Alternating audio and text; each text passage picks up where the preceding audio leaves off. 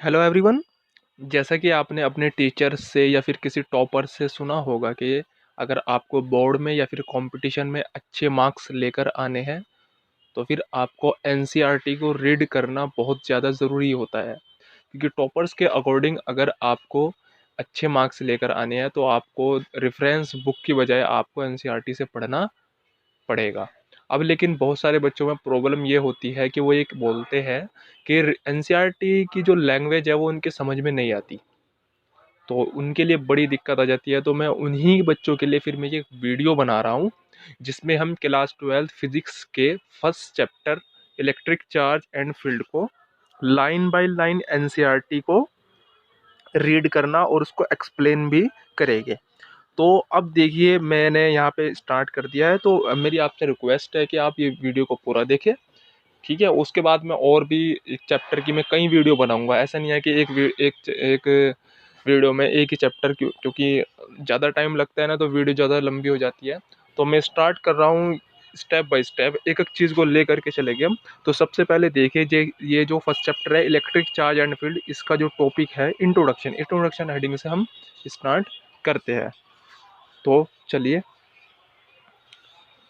देखिए, all of us all of us have the experience of seeing a spark or hearing a crackle when when we take off our synthetic cloth or sweater, particularly in dry weather।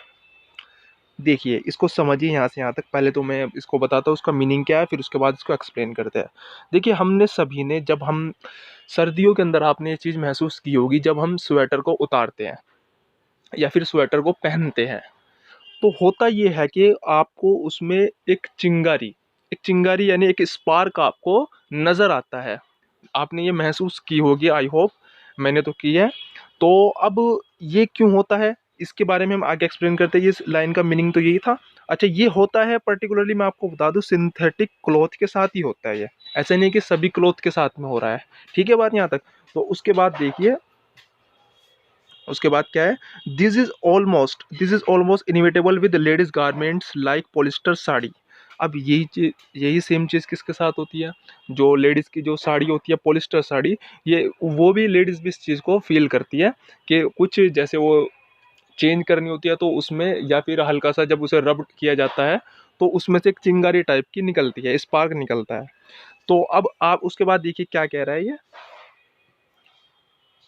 Have you have you have you ever tried sorry have you ever try to find explanation for this phenomena. अब आपने कभी इस phenomena के बारे में जानने की कोशिश की है? तो चलिए उसे जानते आगे देखते हैं।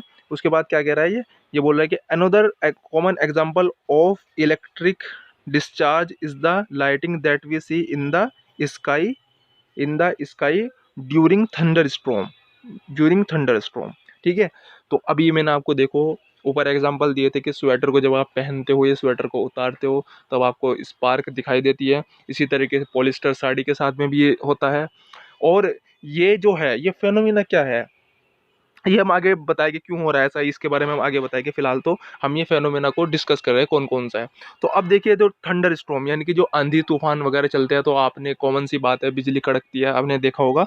ठीक है, तो अब उसके अलावा देखिए और एग्जांपल कौन सा है, we also experience a sensation of an electric shock either while opening the door of a car और holding the iron bar of a bus after sliding from our seat. अब देखो ये एक और इवेंट है, ये इस इवेंट को भी समझते हैं हम। देखिए जब कभी आपने क्या क्या होगा, जैसे आप कार चला रहे थे, कार की सीट पर आप बैठे हुए थे, तो जैसे ही आपने कार रोकी, कार रोकने के बाद आप दरवाजे पर कार के खोलने के लिए हाथ रखते हैं, तो उसके अंदर होता ही है कि एकदम आपको स्पार्क दिखाई देता है। अब आपको लगता है कि भाई ये तो करंट लग गया, वो करंट नहीं लगता। वो क्या होता है ये मैं आपको आगे समझाऊंगा। फिलहाल तो ये जो लाइन बाय लाइन एक्सप्लेन है उसे मैं उसकी मीनिंग आपको बता रहा हूँ। एक्सप्लेन भी मैं लाइन बाय लाइन करना चाह रहा हूँ, क्योंकि अगर मैं अभी से बता दूंगा तो फिर आप कहोगे कि ये लाइन में तो ये लिखा हो नहीं था।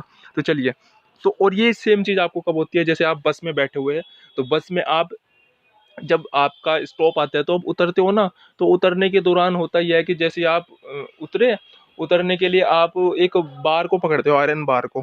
ठीक है ना, स्लाइड होते हैं या फिर आयरन बार को हम पकड़ते हैं ना, तो उससे क्या होता है वहां पर भी आपको स्पार्क नजर आता है। तो वो स्पार्क क्यों नजर आते हैं, सारे के सारे इवेंट क्यों हो रहे हैं, चलिए अब इसको आगे देखते हैं हम, ये सारे इवेंट हो क्यों रहे हैं। देखिए, the reason for these experiences is discharge of electric charge through our body, which were accumulated due to rubbing of insulating surface।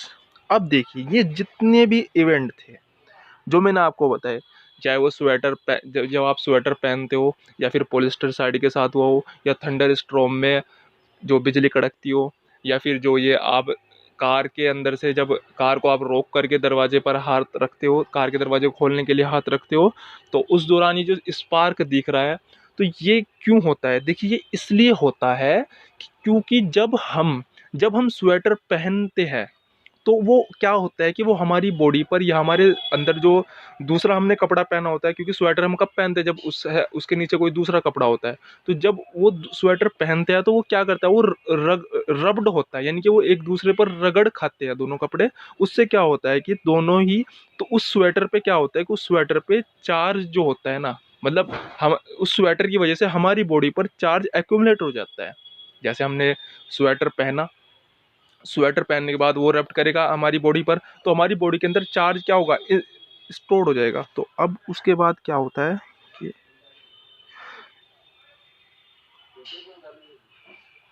तो उसके बाद हमारी बॉडी पर वो चार्ज क्या हो जाता है, स्टोर हो जाता है। अब जब हम दोबारा स्वेटर को उतारते हैं, तो उससे क्या होता है कि वो स्वेटर उतारने के बाद वो चार्ज हमारी बॉडी से डिस्चार्ज होता है, यानी कि वो जब स्टोर हो गया था ना, तो उसे बाहर भी तो निकलना होगा ना, तो उससे फिर जब वो चार्ज बाहर निकलता है, तो उससे हमें स्पार्क दिखाई देता है। ठीक है यहाँ तक। अब साथ ही साथ जो पॉलिस्टर साड़ी, उसके अंदर भी ये सेम चीज़ होती है। ठीक, अब देखो इसमें एक कार का इसमें एग्जाम्पल था, कार का जो उसमें एग्जाम्पल था उसे हम देखते हैं। कार का कौन सा था एग्जाम्पल, कहाँ पर है, ये रहा देखो, होल्डिंग आयरन बार। ठीक है, तो ये चीज़ देखिए, जैसे आप सीट पर बैठे हुए हो, अब आपका जो कपड़ा है, आपका कपड़ा और जो आपकी कार की जो गद्दी है, उसके बीच में क्या होता है, फ्रिक्शन होता है। जब फ्रिक्शन होगा तो उससे आपकी बॉडी में चार्ज स्टोर हो जाएगा, और जब चार्ज स्टोर हो जाएगा ना, आप गाड़ी रोकते हो, गाड़ी रोकने के बाद आप जैसे ही दरवाजे पर हाथ रखोगे, तो आपकी बॉडी से चार्ज क्या होगा, डिस्चार्ज हो जाएगा। तो उससे क्या आपको दिखेगा, उससे आपको एक स्पार्क दिखाई देता है। ठीक है, आई होप कि आपको ये समझ में आया होगा। अच्छा, ये देखो, अब उसके बाद हम चलते आगे। Sorry, you might have also heard that this is due to the generation of static electricity. This is precisely the topic we are going to discuss discuss in discuss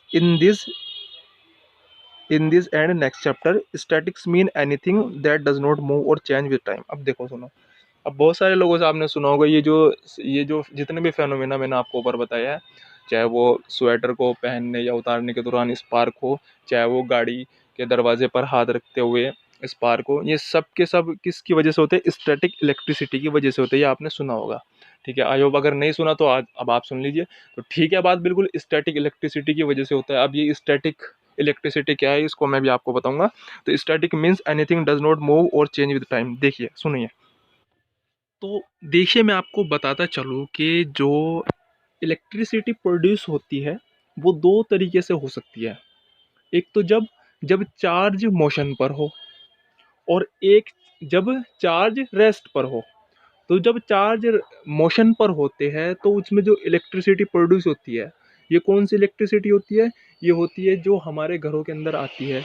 आपका बल्ब चल रहा है, आपका पंखा चल रहा है, ये सारी की सारी जो इलेक्ट्रिसिटी आ रही है, ये इलेक्ट्रॉन यानी चार्ज के मोशन से आ रही है। लेकिन इसके अलावा एक दूसरा टाइप जो इलेक्ट्रिसिटी का होता है, स्टैटिक इलेक्ट्रिसिटी, उसके अंदर चार्ज मूव नहीं करता, बल्कि वो रेस्ट पर रहता है, और रेस्ट पर रहने के साथ साथ ही वो इलेक्ट्रिसिटी को क्या करता है, वो प्रोड्यूस कर देता है। ठीक है, तो ये इसका मतलब था। अब देखिए उसके बाद ये क्या कह रहा है कि electrostatic deals with the study of forces. ये देखिए, electrostatic deals with the study of forces, fields and potential arising static changes. अब देखो हम जो इस इलेक्ट्रोस्टैटिक यूनिट के अंदर, जो इलेक्ट्रोस्टैटिक यूनिट है, इसके अंदर हमारे पास दो चैप्टर आने वाले हैं। एक तो इलेक्ट्रिक चार्ज एंड फील्ड, ये फर्स्ट चैप्टर था, और इससे एक दूसरा अगला जो चैप्टर है electrostatic capacitance and capacitor, electrostatic potential and capacitance, वो चैप्टर है नेक्स्ट चैप्टर। ये दोनों के दोनों जो चैप्टर हो गए ये इलेक्ट्रोस्टैटिक के बेस पर हो गए। अब देखिए मैं यहाँ पे इस वर्ड इलेक्ट्रोस्टैटिक का मीनिंग भी आपको समझा देता हूँ। इलेक्ट्रॉन प्लस स्टैटिक्स, यानी कि इलेक्ट्रॉन का रेस्ट पर होना, यानी कि ये जो पूरी की पूरी जो यूनिट है इलेक्ट्रोस्टैटिक्स, इसमें हम जितने भी टॉपिक हम डिस्कस करेंगे उसमें जो इलेक्ट्रिसिटी प्रोड्यूस हो रही होगी वो चार्ज के रेस्ट पर होने की वजह से प्रोड्यूस हो रही होगी। तो हम इस दोनों चैप्टर में इस चीज़ को आगे डिस्कस करेंगे। अब देखिए, अब आप मुझे बताइए कि ये आपको चैप्टर, ये जो मैंने इंट्रोडक्शन आपको बताया, ये कितना समझ में आपको आया है, ठीक है ना। आई होप कि आपको, मुझे उम्मीद है कि आपको ये इंट्रोडक्शन इस चैप्टर का समझ में आया होगा। अब देखिए, क्योंकि आप सोच रहे हो कि जी अब इतनी देर में तो इंट्रोडक्शन ही हुआ है, अभी तो और भी है, तो देखिए अगर आपको कोई चीज़ समझ नहीं आया तो उसमें टाइम तो लगता है। तो क्योंकि मैं लाइन बाय लाइन एक्सप्लेनेशन करा रहा हूँ तो उसमें टाइम तो ज़रूर लगेगा। तो ठीक है। और अब हम करेंगे क्या, इसका जो अगला जो टॉपिक रहेगा इलेक्ट्रिक चार्ज, इसको भी हम डिटेल में नेक्स्ट वीडियो में डिस्कस करेंगे। तो इससे जो अगली वीडियो की वो हम थोड़ी सी बड़ी रखेंगे, क्योंकि आप देख सकते हैं इलेक्ट्रिक चार्ज है काफ़ी बड़ा टॉपिक है। तो लाइन बाय लाइन हम इसको एक्सप्लेन करेंगे। ऐसा नहीं है कि कोई लाइन मिस करके हम एक्सप्लेन करेंगे, सारा लाइन बाय लाइन हम एक्सप्लेन करेंगे। तो तब तक के लिए अगर आपको ये वीडियो पसंद है तो वीडियो को लाइक कीजिएगा और हमारे चैनल को सब्सक्राइब कीजिएगा। तब तक के लिए थैंक यू।